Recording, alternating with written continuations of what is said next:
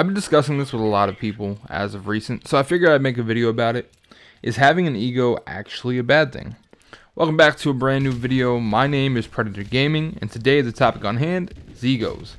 Before we get into this, I have some sniper gameplay, 21 kills, 6 deaths with the M40A3 on Modern Warfare Remastered. And like the video, subscribe as we're on the road to 400 subscribers. Let's get to it. Let's start with the definition of ego. Ego is defined as a person's sense of self-esteem or self-importance. It is functionally one's opinion of themselves.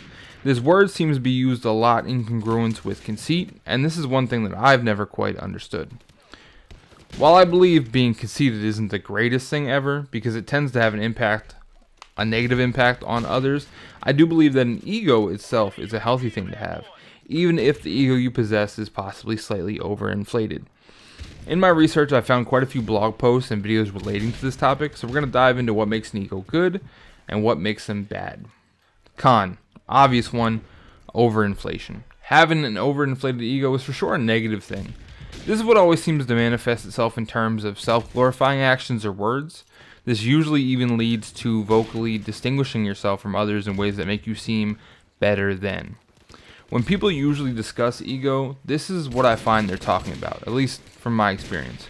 Phrases like, "I can handle this task at least better than Johnny can," isn't phrase from someone with an overinflated ego. Being able to handle the task and even vocalizing it is wonderful. It shows self-confidence, and vocal manifestation is something that a lot of people believe in. Conor McGregor, one of the UFC greats, always used to say, if you can speak it, you can see it. So the obvious part of that phrase that's bad is the immediately putting Johnny down. It's uncalled for. You gotta avoid saying things like these, as this may make people think that you're egotistical, but it's less likely if they have a modicum of self-confidence. Pro. Healthy ego.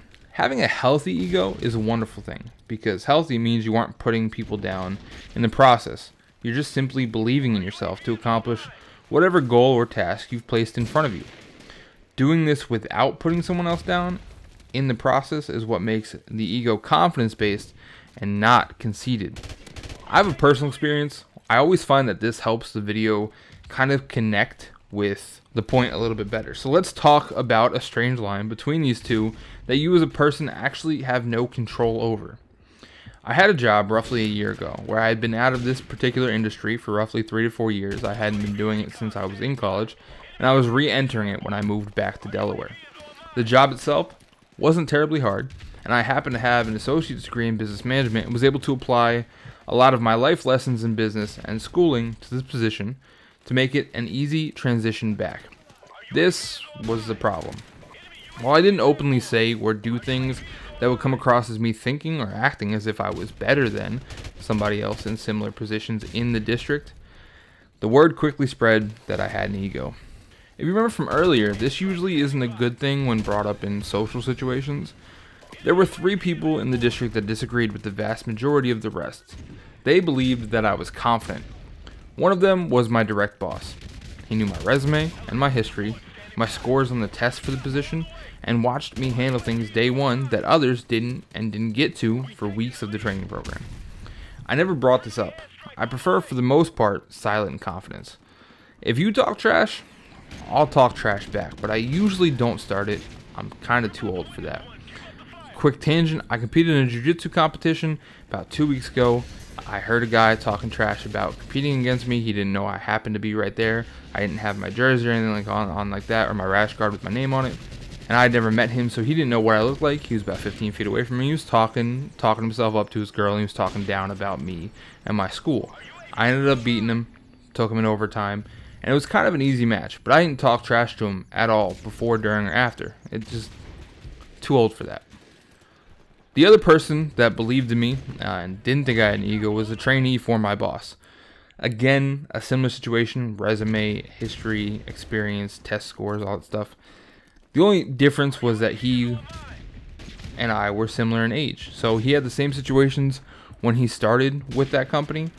And the last one was my trainer. She knew it was confidence because she watched the work that I put in and day out, the questions I had and the answers I searched for within the program, within my trainers, within people in corporate that could give me whatever answer I needed to succeed.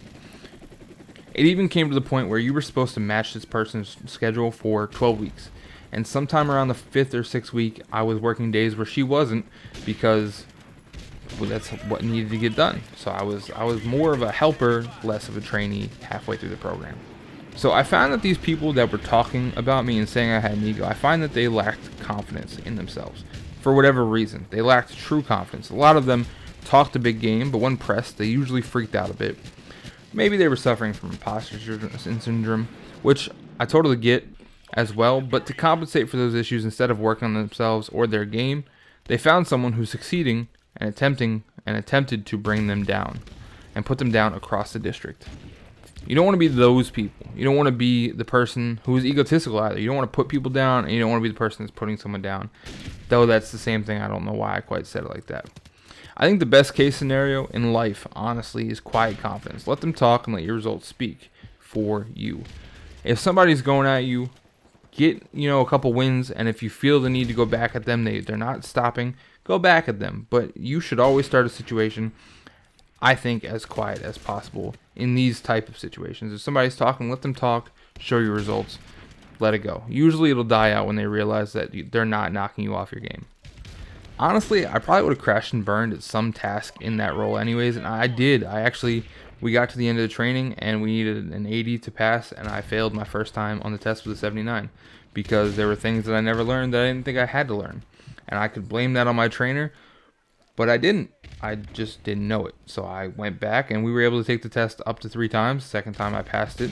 I learned all the acronyms that I missed, because it wasn't that I didn't know how to do things. I just didn't know what the acronym stood for. And that's just because I'm not an acronym person, I guess. So I learned it and I ended up with a 96. It was the highest score in the class for the 3 tests. Now, obviously, there were people that passed it the first time. I congratulated them, but it just wasn't my case. So I would have crashed and burned at some point in that role, but I planned to take it on the chin and learn from it, which I did. And then they were going to talk at that point anyways, so I just let them. Hopefully you enjoyed the video. Leave a like and subscribe. I'll talk to you guys later.